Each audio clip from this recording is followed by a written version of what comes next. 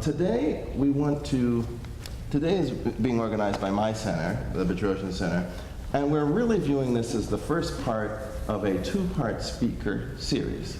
Part one is here, and the second part is happening later today over in Town and Gown, where we have the Holt lectures, the distinguished lecture by the Holt, actually it's funded by Holt, and the Holt lecture is really designed to bring speakers who are at the interface of communications and policy. This year, the speaker is Robert Caro. He is a renowned writer, historian, and biographer who writes on issues around urban development and cities. So I would invite you to come to that. The lecture is at 6 o'clock at Town and Gown, and it will be undoubtedly a very, very interesting session. This is the first part of that, and we are also going to talk about the interface of communications and policy. We have two great speakers. One of them is stuck in the notorious Los Angeles traffic, but she will get here as she can. But we also have Peter Sanders, who is the Deputy Mayor for Communications and a spokesperson for Los Angeles Mayor Antonio Villaraigosa. He joined the Villaraigosa administration in 2011 in August, and before that he spent 7 years as a staff reporter at the Wall Street Journal. So he has quite a bit of experience in terms of working in the communications space. While at the Journal, he covered aerospace, Hollywood, the Disney company, and the hotel and casino industries. As is often the case in reporting, when emergency comes up, it's all hands. So he was involved in covering Hurricane Katrina and the shootings at Fort Hood, Texas, and Tucson, Arizona. We didn't talk about this, but last week we had a session on gun control and national security, where a lot of the issues around how do you respond to those issues are important. And before his journalism experience, he worked as a paramedic here in the LA area. He is a graduate of Bates College in Maine in political science, and he has a master's in journalism from here at the Annenberg School. So he is a tried and true Trojan, part of the family, and it's always welcome. Always good to welcome our family back home. So it's good to have you. Thank you. I was just reading your bio. I didn't realize you were a pilot. We should talk about that. Absolutely. To get up with you. He's an Angelino, born and raised here in Los Angeles. So what I thought I would do is just start by comparing, getting your thoughts on. Actually, let me back up even further. Sure. We're trying to talk about messaging and communications. Give me your take on what messaging is. Like what are we trying to accomplish as a messenger? Sure, that's a good question. First, thank you very much for having me. Flattered and honored to be here and talking to you guys. This is like a nice quiet time out of my day. This is like the quietest my day will be all day, so I appreciate that. Messaging it's a good question. For me, messaging is all about consistency. It's about finding something that you want to say to get your viewpoint across, and then being consistent about it. And I think that consistency is the key that I think is often lost in messaging, and in how you express an idea. I think especially in today's world, it's very easy when you try to get your message or your point of view out. Once that is attacked or becomes a target for opposition or criticism, it's too easy, especially with all of the various ways of media today, social media, and the instantaneous culture we live in, for that message to get attacked and for people to mistakenly and quickly change the message or try to alter it to respond to that criticism. And I think that, like I said, I think one big thing about messaging is consistency and deciding what you want to say, deciding how you say it, and then sticking to that, the message, sticking to those words, that viewpoint, unless something material happens that forces you to change it. Now, in terms of the consistency, that's nice when you have a policy that you know you're going to talk about. Right. So you're the mayor, you're going to talk about transit, you're going to talk about potholes, and you're going to talk about housing. But you've just had an issue in the last week with the Dorner issue, where you didn't have a lot of time to build a consistent message. How do you deal with those sorts of situations? That's a very good question. I have to tell everyone that I obviously am not going to comment at all on the Dorner situation in terms of the specifics. So please, at the Q&A, if you ask me, I honestly can't tell you anything. But I appreciate everyone's questions if they come. In terms of crisis communications and something like the Dorner issue we had the arsonist last Christmas or last New Year's a year ago. We've had windstorms. We had Occupy LA last year, which was basically one big crisis communication thing that went on for like 3 months. In these situations, you obviously, they're fast moving, and a key here, and this is sort of a bad cliche, and I don't like using it, but I will use it anyway, where they often say to stay in your lane. And staying in your lane, obviously, it means speak to what you know, don't speak to what you don't know. So in a situation like a Dorner situation or an arsonist, the law enforcement folks are going to be the ones to take the lead on something like the Dorner thing, and on a fire situation, it's going to be the fire department. Obviously, the mayor runs the city. He's the boss. He's in charge of the police chief and the fire chief, and he is always plugged into everything. So, in these situations, we want to know as much information as we can. We obviously have concerns, and the mayor would have concerns for the city at large, and also what's going on with a specific incident. And I think the messaging for us is oftentimes to reassure the public that not only the police or whoever's supposed to be in charge of whatever's happening is in charge of it, that it is being taken care of, investigated, or looked at or handled. And I think at the very top level, at the high level thing, that's important to have reassurance that there is somebody in charge and that it's happening. And then you leave the details to the detail folks, whether it's the police department or the fire department. If it's a housing crisis, the housing department, transport. So I think the top line messaging, but you need to show that you are plugged in, you are taking it seriously, and there is somebody in charge. Now, that requires some degree of nuance in the sense that there's a line between like being in charge and then getting into the details. Sure. How do you navigate that space and to say, you should go to this point. Sure. Don't go past here, right, or else we could get in trouble. And is that hard Sure. to do? Absolutely. And what are some of the strategies you use to work through that? Yeah. Well, it's a great question. I think the first, it goes back to the first thing you asked. I think the most important thing, just with external communications, it's as important to have internal communications. It's important to have everybody who you're dealing with be on the same message. So we spend a lot of time, and I spend a lot of time, talking to my counterparts in the fire department, in the police department, in the water and power department.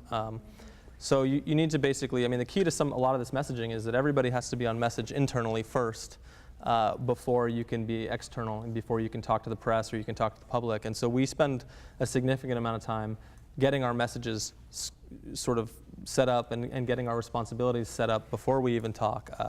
And the mayors, and other folks are very good at hashing out beforehand who's going to say what. So the police chief will have this part, the mayor will have that part, the water and power chief, and it's just, but the key is in any of these organizations, I think, is obviously that if you don't have good internal communication, if you can't sit down with your counterparts or your colleagues beforehand and talk it out, then you will not have a good external communication strategy. So communications as management is the message here. Yes, that's a good starting point. Well, I'll come back to that in a second. Well, our second panelist has arrived. I'm so sorry. I'm still getting used to traffic. You do not have to apologize at all. We're just grateful and so excited to have you with us. Jennifer Holzer is the founder and principal of IOC Strategies, which is a strategic messaging and communications firm focused on helping clients be better advocates for their policies, causes, and agendas. She's been in the business for more than 15 years. And has done much of her work in Washington, D.C. So we've shared some time there.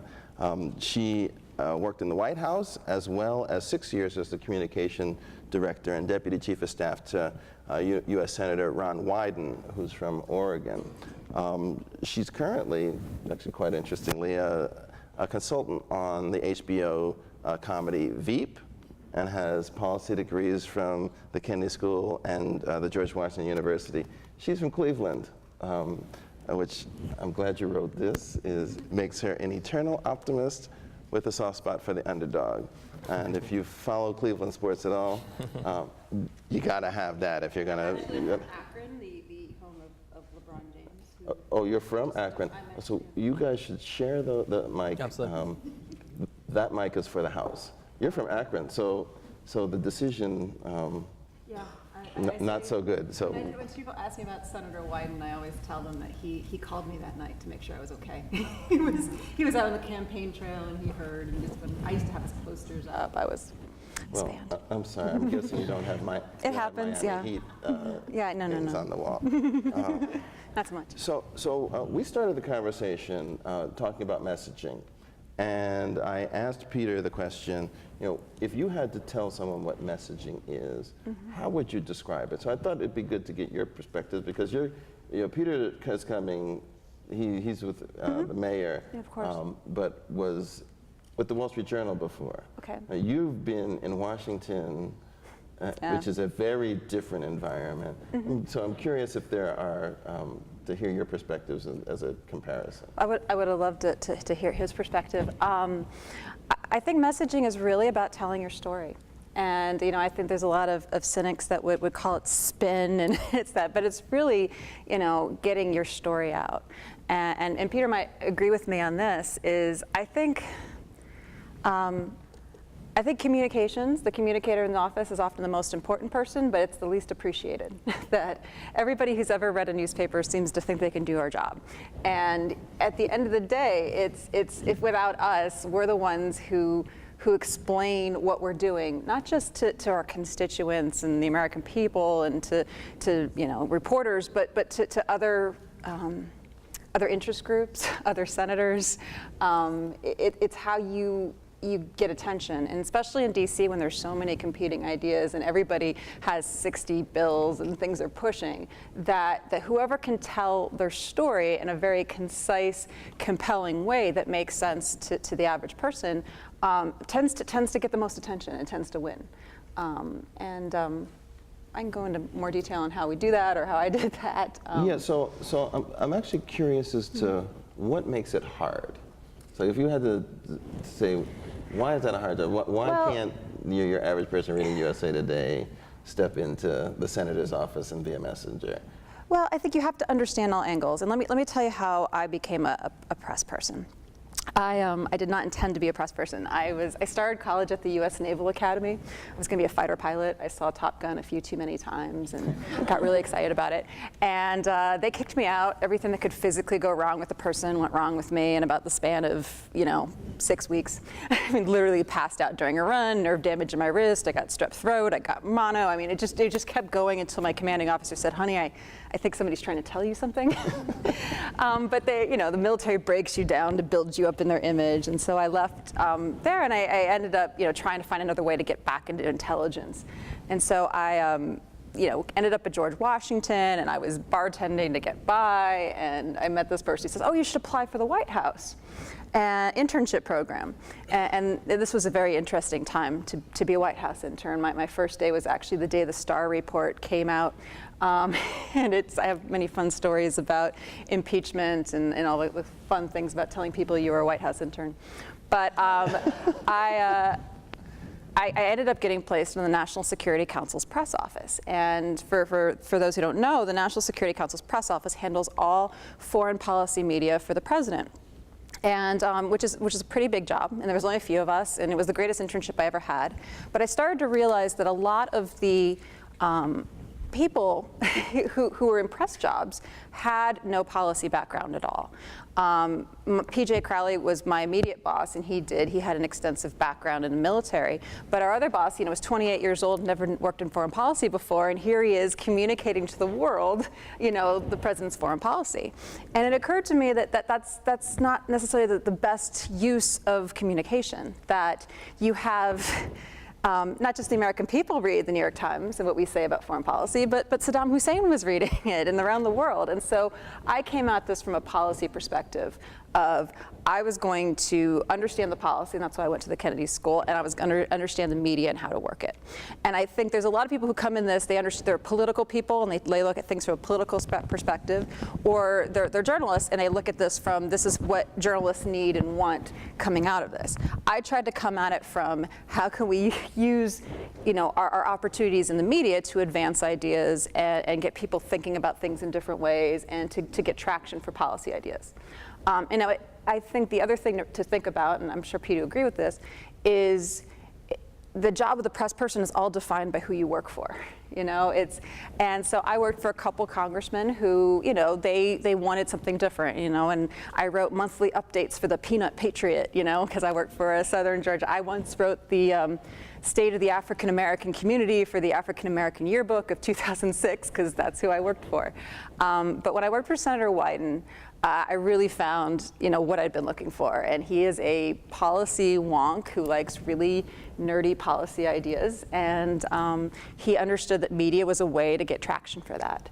So where I was uniquely suited that is I can think like a policy person, and I can also think like a press person. And how do you make this interesting, exciting to the average person? And making tax reform and internet policy interesting, exciting for the average person can be a challenge, and I know I'm talking too long, so I should be quiet. But it's kind of what I delved into. That. Well, I want to return to this policy versus communications. I'll call it a nexus because I'm a geek, and that's what I do. Yes, I do. But I think that's an interesting question. But Peter, I wanted to ask you if you had any reactions to what Jennifer's talking about, in the sense of. You've come from the reporter space, right? And how does a reporter think about the message versus the details versus the policy formulation? Sure. And how does that compare with where you are now? Sure, that's a good question. I think it's a slightly complicated question, because the answer isn't, in my opinion, isn't that simple. I mean, I think.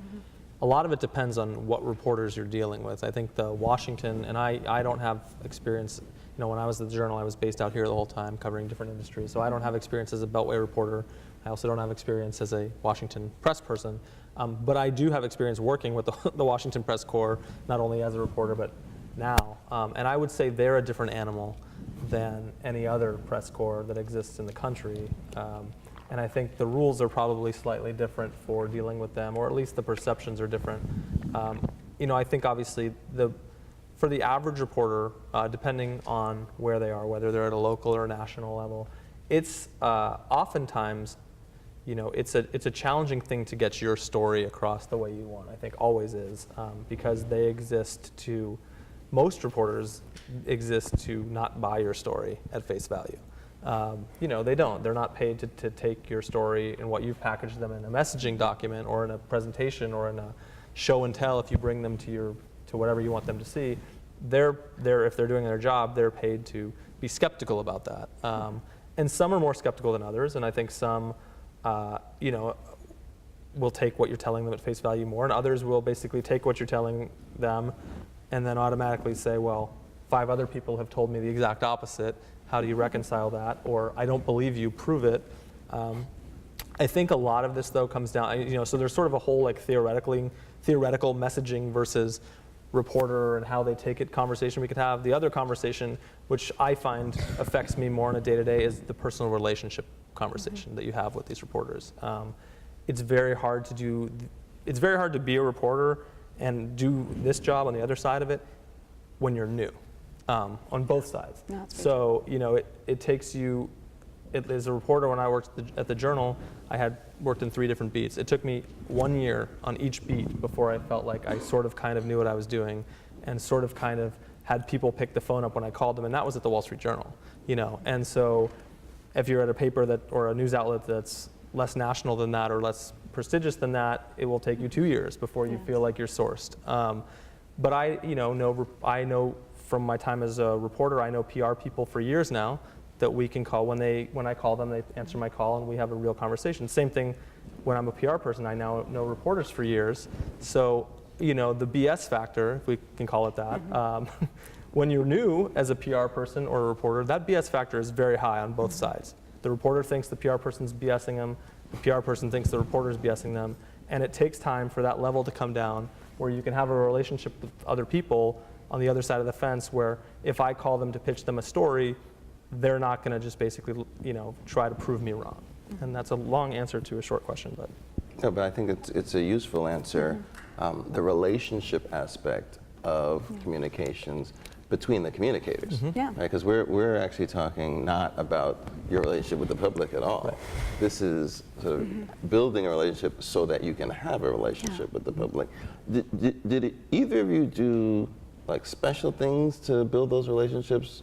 Like, did you take people out to lunch, and did you send them Valentine's cards and all that kind of stuff? Or is this really, it takes repeated engagement on the real policy issues for this to work?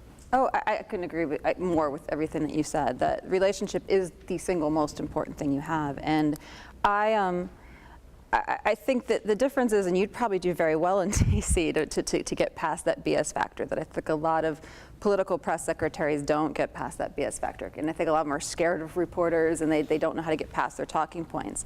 And so that's always what I aim to do, that in DC, the media environment is very challenging, and it's easy to blame all of the reporters, but Politico's even ruining it for them more. They have a very short amount of time to write something on complex policy or on these types of things, and they don't have time to do independent studies. They only have a few hours, and I think one of the reasons they tend to write the he said she said is that's what they have, and you can't be wrong. Democrat said this, Republican said that, and then at the end of the day, and I worked for a man who he never even used the word Democrat or Republican in a sentence unless he was talking about bipartisanship. He wanted to talk about tax reform and internet policy, health reform. And so what I set out to do was to become a resource myself. That if a reporter called me, I would take as much time as needed to stay on the phone and explain issues to them. Even if it had nothing to do with Senator Wyden, they knew I would get them answers. They knew I would leak them documents if I had them. That I was somebody, and I always had this rule that even if somebody was about to write something negative, I'd make the best case I possibly could for why they were wrong. Two, I'd try to make myself as good of a resource as possible so they'd want to be allowed to call me next time, because if they wrote something really mean, I might not talk to them. And three, if none of those worked, I would just bury them in information to make it sound like I knew so much about this they might be wrong. That's how you do it. But yeah, it's when I realized, and I'd been on the job for a couple of years, where I really started to pay off is during health reform. And I refer to 2009 as health reform because that's all I did. And I had, I remember my favorite day as a press person ever was the day that David Brooks, hopefully you all know who David Brooks is. He's a columnist in the New York Times. He wrote me and he said, I need to set up some time to talk. And I said, oh, the senator's schedule X, Y, and Z. And he said, no, I want to talk to you. And that's when you realize that people are turning to you for information, for your thoughts on things that, they don't realize how much power that gives you over their stories then, because you can always explain things however you want to explain them. But yeah, that's it. For me. It was, yes, there has been a lot of dinners. Ezra Klein was in town this Saturday. I had dinner with him. But it was more about being useful and being somebody that they could always count on.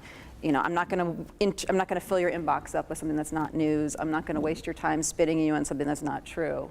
And that always tended to pay off for me. What about quotability, right? So, I talk to reporters myself, and one thing that I always get the sense that they want snappy sentences. They want things that will show up in a paper.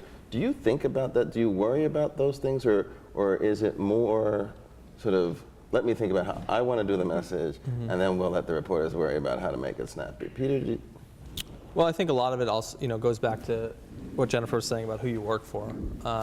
To start with, I mean, the person that I currently work for has no problems coming up with snappy quotes on his own, and he is happy to oblige. So, on times when I'm, when we are creating the message or trying to come up with a quote, I think we're mindful. I'm definitely mindful of the fact that, I think the tendency, especially on the policy side, the tendency is to provide like 2 or 3 paragraphs worth of information for a quote, because the policy folks generally want to explain their position and get their story out there and get their lots of various details in their 3 paragraphs, and I know that 1 sentence of that paragraph will be used, if anything. You know, so yes, obviously try to come up with something that's quotable. But I also, you know, one of the things that I often do is I will spend, you know, just like Jennifer was saying, I will spend a lot of time on the phone with reporters on background or off the record, just talking to them about what's actually happening. And then, you know, negotiating with them about what the quote they can use is, because I want them to understand all the various issues that are going on. They have, you know, they're smart enough to know and professional enough to know that we can have a conversation that's not going to be quotable. The whole thing won't be quotable, but I want them to be informed on the issue. But I do want to see a quote in there from myself or from the mayor or the mayor's office. So, you know, we will then go into this sort of negotiations. Like here's the quote you can use, and it'll be appropriately snappy or memorable. But here's like all the rest of the stuff that you can't use. And that way, they not only do I have a quote in there, but they'll know what's actually. Hopefully, they'll be convinced and know what's actually going on. So I want But that's what to say, and it's something to think about, that yes, you want to be quotable when you want to be quoted, but sometimes you don't want to be quoted. Sometimes it's an issue, so you give them the most long, confluent, it's hard to find a soundbite quote. So I mean, there's ways to you have to think strategically about every interaction. And yeah, I agree that I've done a lot of background conversations, and I tell the reporter, you know, up front, like, look, can we talk off the record so I can just not watch my words, and we can just, you know, exchange ideas, and I can make sure you understand that. Then you tell me what you need, and we'll find you a quote. But So this series started, we used to call it Road to the White House. Yeah. And it was about the presidential campaign that ran through November. And so there was a lot of talk about messaging and how the campaigns were positioning themselves for various constituencies. Since then, we've seen the Sandy Hook issue with the shooting there. We've seen the storms in the Northeast. We've had a State of the Union, and we've had an inaugural address. And then we've seen the Republican House trying to manage themselves through their budget considerations. There's been a whole lot of messaging going on in all of these. If you had a piece of advice to give to one of those parties, and you can pick whatever one you want, what would you be thinking about? This is a question on the fly, so I'll give them a little time to think about this. Either of you have? I actually wrote a piece for the Huffington Post right after the election, and my advice was, and this has long been my advice to the White House, is there's a significant difference between communicating when you're in office versus communicating on the campaign trail. And unfortunately, and maybe unfortunate is not the right word, but you know, the fastest way to get a job in a press office in the administration is to have worked in the campaign. So you have a lot of people who who are in these press offices, who are running these press offices, who their entire experience and background is in campaign. And let me give you an example. So when you're on a campaign, your goal is to, you know, get people to like this guy more than this guy, and then to push a button that you feel vaguely connected to yourself. So, you know, it's all about, you know, going negative on this person and positive here and sound bites and just trying to create an impression and a feeling. It's very, very different when you're doing policy. You know, I'm asking you to trust me to fix the nation's healthcare system. That is a life or death issue for you. You know, even if I start, you know, if your doctor said, you know, doctor tells you need surgery and starts speaking in sound bites and going negative on other doctors and doing that, are you going to say, great, you know, put me under the knife? No, you want him to sit down with you and go step by step of what's going on here and suggest you go out for a second opinion. And so it's always been my philosophy, and I think it worked really well for me, and I would say this to Democrats and Republicans, in that I was one of the only press offices who would take that time and walk people through things. And so it really set me apart from other press offices. So I think whichever party figures this out and decides to take, you know, Bill Clinton's cue from last, you know, summer's convention and starts to be the party that walks people through ideas and relates to them, I think that they will have an advantage. But, you know, thus far, it's just sniping at each other. And one more point, and I'm sorry to keep going long, because you touched on this earlier, is I think a lot of press secretaries forget that their job is to be the means, not the end. that you see a lot of the press releases and things that come out of the political offices, and it's Democrats are great and stand for light and truth, and Republicans are evil. That's you give it to a reporter, the BS factor goes way up there, and they're like, the best you're going to get is a quote in that story. And so what I think that you need to do is you realize that you want a reporter to write that story. So what do you give them to get to that conclusion? You want them to reach that conclusion on their own, not just to see that as your conclusion. And so I'm not sure if that makes any sense, but that's kind of my philosophy. And Peter, your piece of advice? Yeah, I don't know if I have specific advice on sort of, because I think Jennifer's point is very well taken in the sort of campaign versus policy mode. I think that's really good. My philosophy is sort of, in general, less is more. I think that there's so much noise out there right now. I think it's interesting, watching the election cycle, everyone was like, there was so much noise, so much information. And on the one hand, everyone said they were so sick of it. And the Joe citizen seemed to say, this is too much, it's sickening. But the political machine was turning it up louder and louder, and the media were, aiding and abetting it by, saying it's so much noise, but it was 24/7, and Twitter and Facebook and CNN they were all the cable news networks and outlets were just nonstop for almost a year. And so when the election finally ended, it's the noise didn't really die down, which is bizarre and exhausting for me personally. I mean, I work in this field and I'm part of the noise, but it's really loud. And so I would say, my personal philosophy, and I bring this to my job and to the folks that work with me, is less is more. And my favorite quote that one of my editors said to me a long time ago, which I immediately wrote up on the board in my office, is that you can't regret what you never said.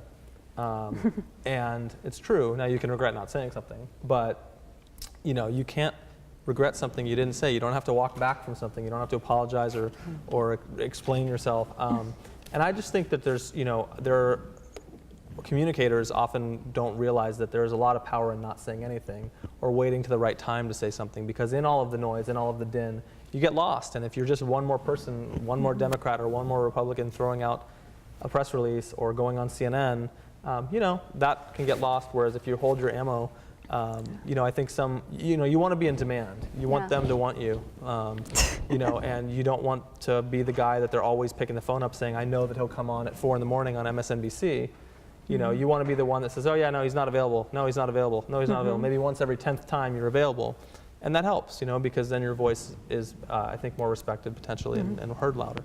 That reminds me of what Senator Wyden once referred to as the most awkward conversation we ever had. And he's like my dad, so we had a lot. But I explained to him, I said that the good press relations is like dating.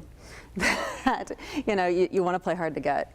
And if possible, you want to get the reporter to call you first. You don't want to call them. That I think most of my press strategy for years was based on to convince reporters I wasn't pitching them. And I think one of the best stories I ever pitched, I got a column one New York Times story, is I sent this reporter a note at the New York Times saying, I might have something for you if you have time. And you always have to realize you don't have to get it all out there first. You don't have to say this is the most historic thing ever and you need to pay attention to this, because then they're going to put it up and say, okay, Jen's spinning me. So I just said, hey, if you have time, I think I have something for you. And he knew I was somebody who didn't waste his time. So he picked up the phone. Immediately, his BS factor is way down because he's interested in what I have. I don't have to get him interested. And then I leaned back and I said, I'm not sure if this is anything, so I'm going to give it to you. I'm happy to you're probably going to want to take some time with your lawyers on this. And this was during the Bush administration, but I said, we've been corresponding with the Justice Department, and we think we have them admitting in writing that they're interpreting Article 3 of the Geneva Conventions on cruel and unusual punishment differently depending on who they have in custody. That they kind of have a sliding scale for torture here, it appears. But you might want to look on that. I don't know if you think that's something. And so obviously, he stepped back. But again, it's playing it down. It's less, let them put the pieces together. You don't have to give them to them. Even though I know straight up, and I even told my intel guy, I said, if this works as I want it to, it'll be column 1 on a Sunday, and it was. So it's, anyway. So a lot of strategic thinking on this. Yeah. And a lot of people don't think strategically about this stuff, but you really have to if you want to be effective at it. Well, if everybody did it, then it wouldn't be an art. That wouldn't be good. Yeah, exactly. But I wanted to talk about another type of strategy, which is getting back to this intersection between policy and communications. Sometimes your boss, your client, has a policy position which is pretty straightforward to communicate. No. Sometimes they have a policy position which may be right or wrong, but is incredibly difficult, perhaps impossible to communicate, to do it in a nice, elegant way. How do you deal with that? I mean, and do you try to convince the candidate that they should stop talking about the policy? Do they change their position on the policy? Or do you just trudge through and try to make the best of walking through mud? Go No, ahead. go ahead. I mean, I answer this because that's all I did. I mean, I had a senator who wanted comprehensive. I mean, a reporter once said to me, "Jen, you must be really tired." And I was like, "What do you mean?" He goes, "Well, it seems that if you have a problem, Senator Wyden has a comprehensive bipartisan solution to address it." So I've communicated everything from health reform to tax reform to intelligence policy to I helped it plan the internet blackout last year for Wikipedia, and that's a particularly good example that Hollywood is running ads saying that if these bills don't pass, SpongeBob SquarePants is going to die, literally. And I had a 800-page report on the DNSSEC security system that I could argue and how this was going to crash the internet. But I think I found that there is no such thing as a policy that can't be made interesting and compelling. I'm a big nerd, but I learned to trust my gut. And it was probably the hardest and most important thing I learned as a press person is I remember I was the youngest communications director in the Senate at the time when I was promoted. And everybody in my office had been with Ron for 18 years. And I remember I was on vacation and my legislative director, who again has been with Ron for 18 years and he's 20 years older than me, says, "I don't want to move forward on this without your input." And that I didn't understand that, but I read it and I gave him some suggestions on how you might explain it, and he was blown away because he said that didn't occur to him. And I learned that I see things and I have a gut, and if me not being in the middle of the policy is actually an advantage because I haven't spent hundreds of hours looking at all these subsections. So I would make the legislative staff explain it to me, and I would read as much as I could, and I'd keep at it until I found something that I found interesting, like I found personally interesting. And then if I could explain it and then start putting those pieces together.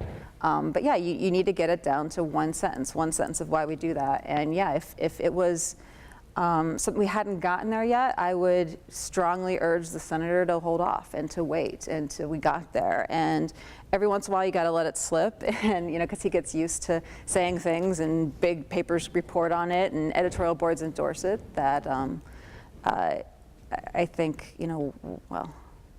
One example would be my boss teaming up with Paul Ryan that on a Medicare bill is good policy, but we hadn't got there on the messaging yet. And when he sees that sometimes they need to see that we need to take time, and it builds your credibility. So, Peter?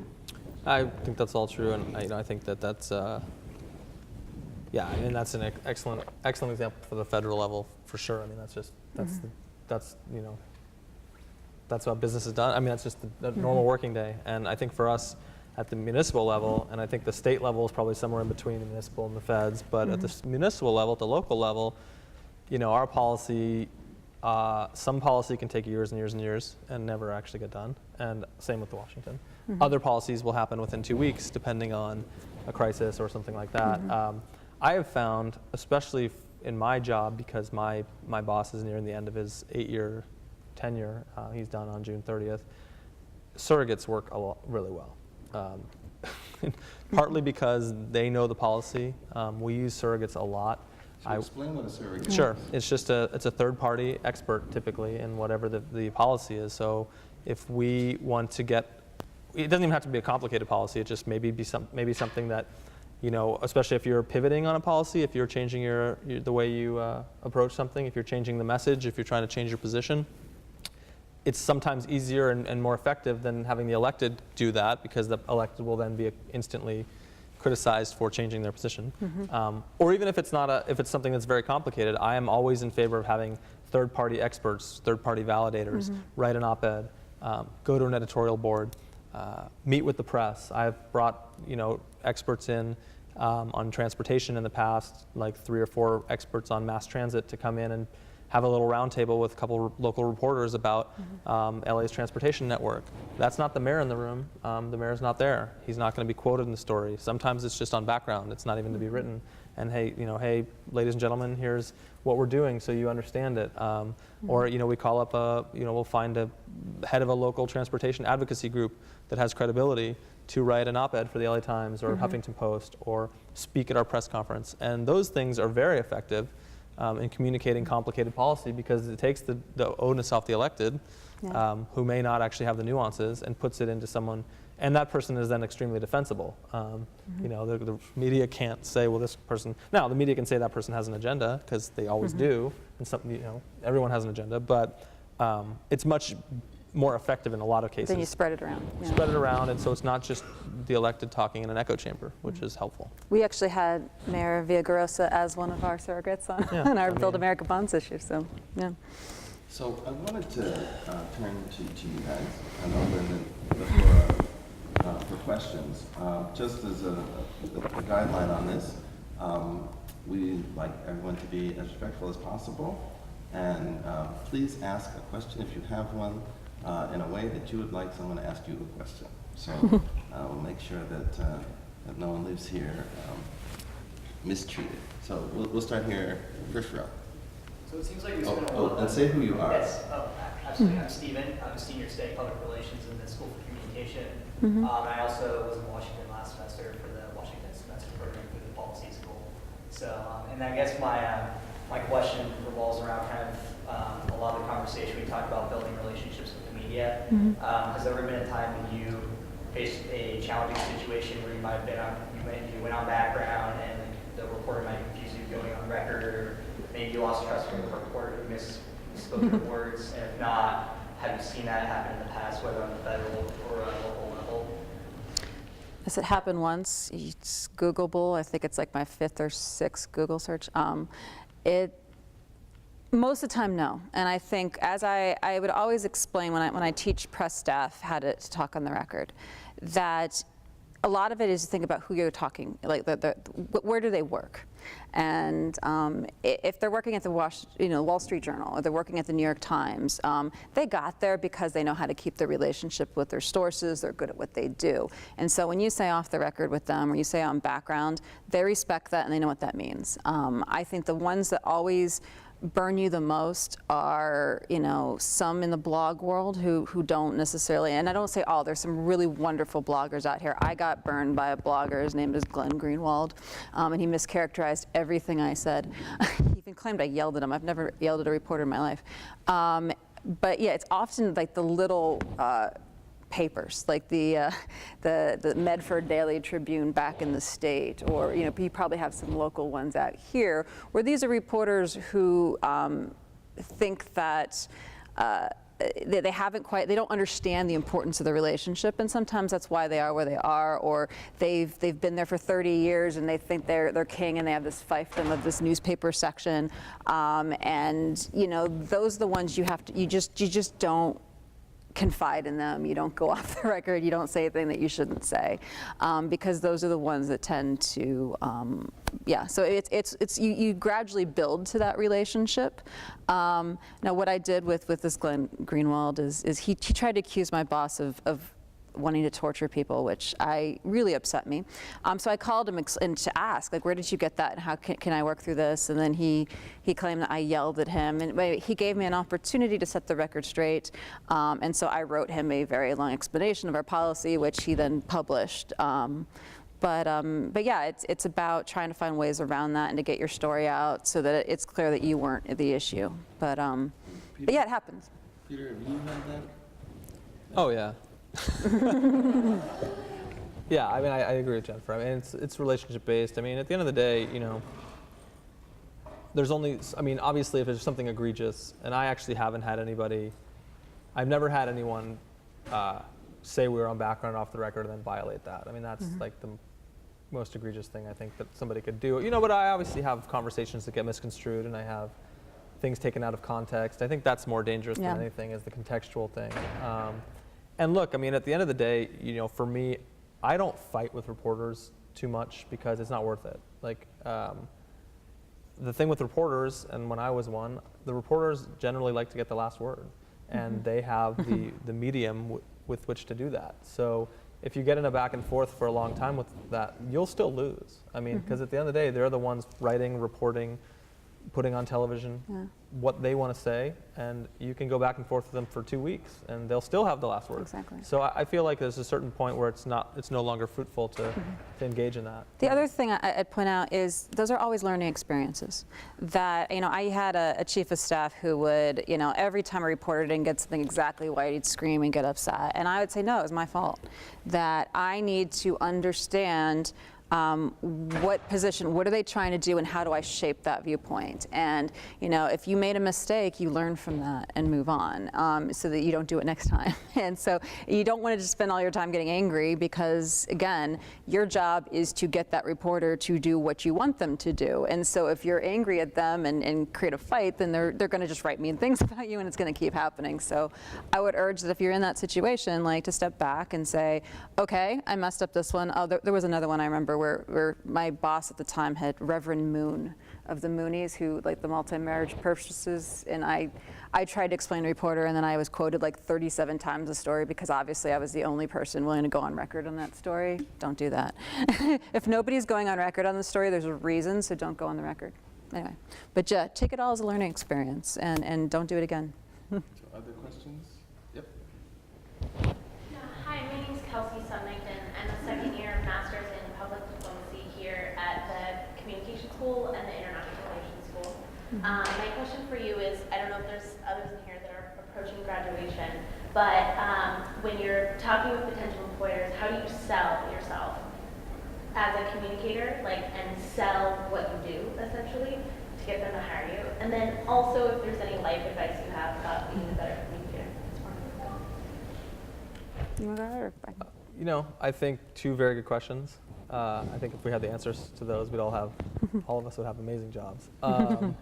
You have amazing. Yeah, Yes. absolutely. More amazing jobs. Yeah. No, look, I think experience is the key here, and getting that experience wherever you can.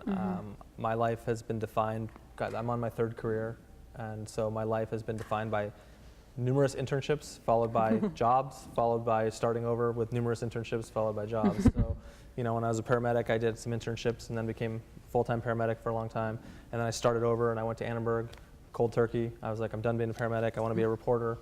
And no one apparently hires paramedics as reporters, so I found that out the hard way. So I went to Annenberg and got my master's degree, but while I was doing that, I did like 5 internships while I was at Annenberg, and, you know, started out at City News and luckily got an internship at the Journal and was able to turn that into a full-time job. You know, so, and I have a number of interns on my staff now, and, you know, they're all young and excited, and some of them from here, some of them from other schools. And, you know, you just have to, in terms of finding these jobs, especially in communications, the only way to do it, just like when you're a reporter, the best experience is to be a reporter and to go out and write or broadcast. And when you're in communications, the best experience is to start as a communicator. And what was your other, how to be a better communicator? I mean, I think the best communicators I know do a couple things. One, they all know how to write. You can't, I mean, that's the biggest thing. If you need to know how to write to be an effective communicator as a speaker and a writer. But that's what I look for in everybody I try to hire, and whether it's internships or jobs, you have to be a good writer. And you don't have to be a great writer. You don't have to be, you know, you do not have to be a novelist, but you should know how to write. And if you know how to write well, then typically you know how to speak well. And that's really helpful. And then the last thing I'll say before Jennifer answers is, like I said before, less is more. Know when to speak, but most importantly, know when not to, because that will make you a more effective communicator. When it's time to communicate, people will listen. So that's my advice. Nuts and bolts. One, it's hard. It's going to be hard to find a job. I mean, depending on what you want to do. If you want to go work at a PR firm or something like that, but if you want to work in the government, it's hard. There are hundreds of job applications for every job. Now, having been on both sides of this, I say of those hundreds of job applications, like 5 or 6 were qualified, you know, and that's having sorted through those. I had a master's degree from Harvard, and it took me 6 months to find a job on the Hill, and I was a staff assistant. I gave tours of the Capitol for a year and answered, you know, constituent mail, and fortunately I worked for a 29-year-old congressman who had hired his high school football coach to be his press secretary. True story. So I ended up, you know, I'd already had this experience at the White House in press. I know that's where I wanted to go, and so I took the opportunity to, and again, I got this job because I helped the chief of staff steal furniture. I mean, like, I literally had to beg for this job, and it was my congressman. I mean, it's a long story, but yeah, I mean, here was a job. I was making $22,000 a year, and I was answering phones, and yeah, I had a master's degree, but I took every opportunity that year to be useful. You know, like, we were starting a new office and they needed a website built. I knew, I raised my hand, I can do it. I went home, I bought HTML for Dummies, and I taught myself how to do it. I learned all this stuff and I made myself useful, and at the end of the year, the chief of staff said, we can't hire you here, but I'll help you find a job. And then it went from there. And so it's the thing that you know about government is there's not a ton of money floating around. And so a lot of people get their first job, you know, because they knew somebody or they were on the campaign, but nobody gets their second job because of that, you know, that nobody gets promoted because of that. You have to actually be adding value and doing things that the office needs. You know, it's a very blue collar ethic. And so if you can, you know, show a willingness, and I've had a lot of job applicants, you know, even interns, you know, come in and be like, me. Like, I want to do this, and I will not take a job doing that. I mean, I had an intern once ask me why I brought her to DC because it was her impression that she would be running the senator's Twitter feed. You know, I mean, these things, and I'm like, no, you have to, in the job interview process, make it about them.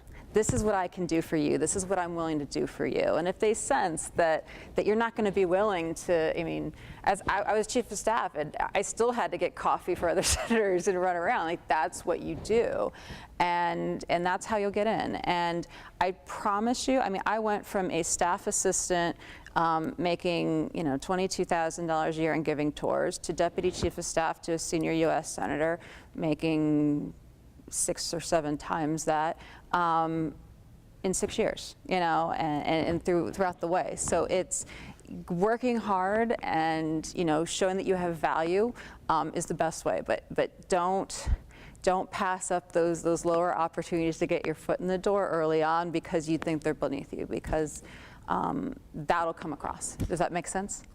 And as a communicator, I think the most important thing you can learn is everybody doesn't see the world the same way that you do.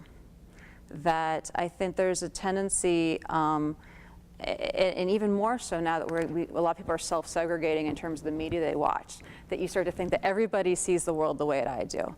And that's one way to preach to the choir that you can be a communicator. I think it's fun. I think it's a challenge to convince people who don't agree with me to agree with me, or to get them to put down their guard and see that we have a point.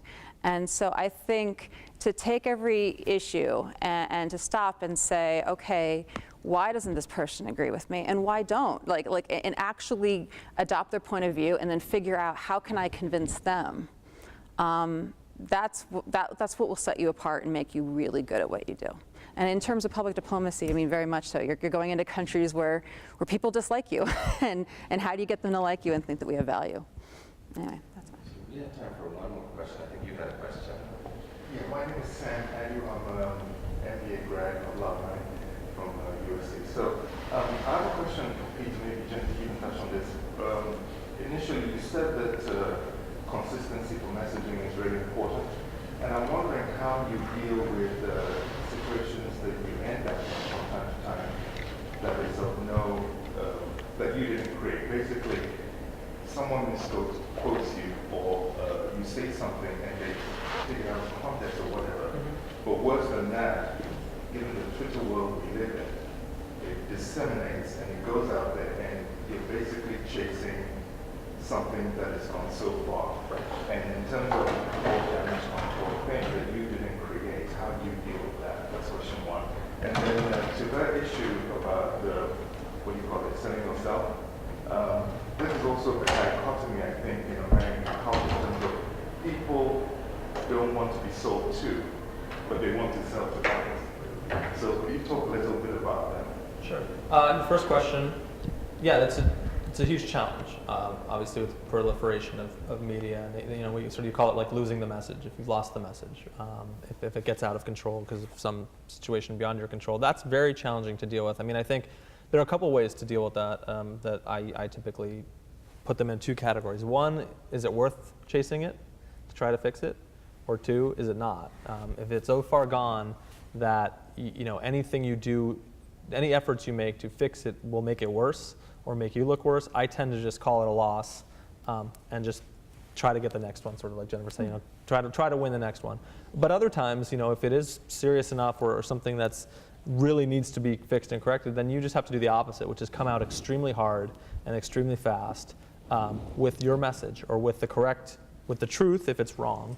And you need to use those same channels of dissemination, whether it's Facebook, Twitter, press releases, press conferences, things that move fast, radio news, TV news, and get your message out there very quickly to counter the wrong message, to try to, if there is confusion, try to clear up the confusion. You'd have to try to get your principal, whoever, whether it's a senator, a mayor, a congressman, the president, the CEO of a company, to get out there publicly, to come from his or her own voice, so that you have their word coming directly, countering whatever the misinformation is, and hope for the best. And truthfully, if it's something that is so important that, and this often happens with breaking news, whether it's airplane crashes, terrorist attacks, I mean, those are like the big ones, where there's a rumor that the airplane crashed because there was a bomb on board. Well, if you know that not to be true, you need to get out there fast to counter that. But other times, if it's stuff that's a little bit smaller, sometimes you just can't fight it, and it makes you look worse. And I think people's instinct is to, oh my God, we have to correct it. This is horrible.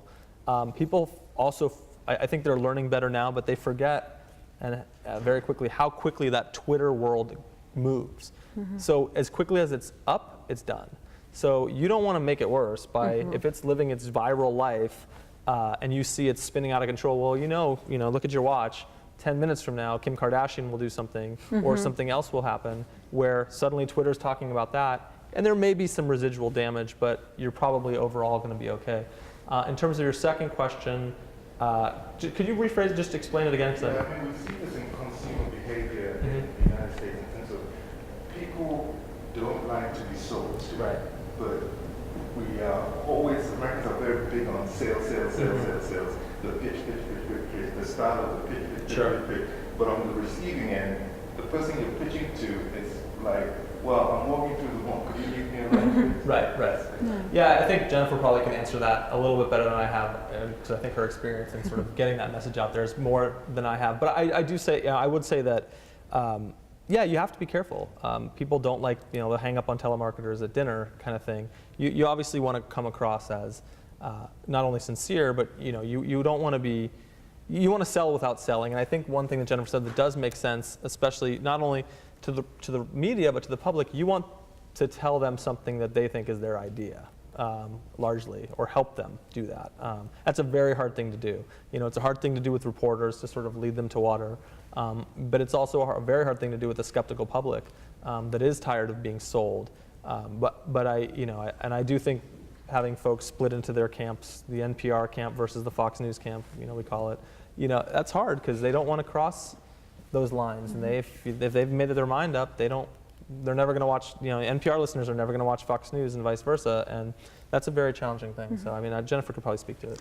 Well, I mean, to the first point, and he was exactly right, that one, you got to think of who you work for and what's the situation. That sometimes people attack you. I mean, if you're working for a candidate who's just getting started off, like, you want to capitalize on every media opportunity and make everything a story.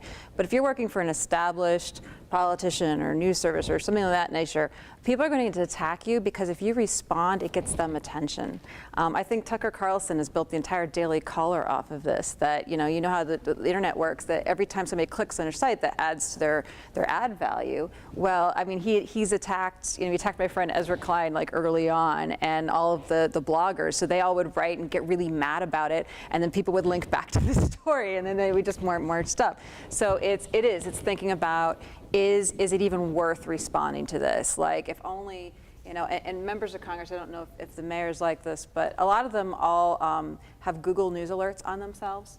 And so every single thing that's written about them on the internet, they find out about. And that's when the senator comes and they get really, politicians have an insecurity, and they come to you and they're so upset that somebody's saying something wrong. And they saw it, but they don't realize that only like 25 people in the entire world have seen that. So that was always the most challenging part of my job, is to get him to calm down and realize it wasn't a big deal. And there are, I always find that, again, burying reporters in the world and facts tends to destroy things. I once read a 2,300-word op-ed for the Huffington Post, and it really killed coverage of us on an issue where people just realized they didn't know the whole story. So that. Yeah, sorry, I keep going on. That's actually a good note to end on, Yeah. Which is the facts matter, Mm-hmm. and using evidence and relying upon the real truth on the ground is an important foundation which can shape the message to your advantage, and you shouldn't lose that. And being from the policy school, we like to hear those sorts of messages. I want to thank both of you for a very interesting conversation about communications, messaging, and its intersection with policy. I think that the couple of things that I thought were really interesting, the notion of relationships and the long-term character of these relationships, and how they can allow you to be more effective in your jobs, be mutually beneficial. So build the relationships and have them be positive. The second piece is the conciseness and the compellingness and the consistency, maybe the 3 C's of communications. You don't have the luxury of 4 pages or 20 pages. You got 2-3 paragraphs, maybe 2 or 3 sentences, and distilling that down is a really, really difficult thing. And then a third point is sort of managing the situation. So both of you talked about how you manage either the players in the game or your own staff to make sure that the messaging is organized. So this is not just, let me think up a good speech. It's sort of a larger and broader process to make sure that the strategic things happen in the way that they need to. So this has been a tremendously interesting conversation. I want to thank you. I want to thank all of you for staying and joining us. Two announcements. The first is we have an event at the Bedrosian Center next week called, starting our Leading from the West series. We're having Mayor Richard Reardon talk and a conversation about leading the city of Los Angeles and some of the issues that is pressing us that we face today. And then the second is next week in the Student Talks Back series, we will have a conversation on the Golden State of education in California. And there's a special guest, Michelle Rhee, who used to be the Chancellor of Education in the city of Washington, D.C. Extremely interesting, extremely controversial. You should definitely not miss that one.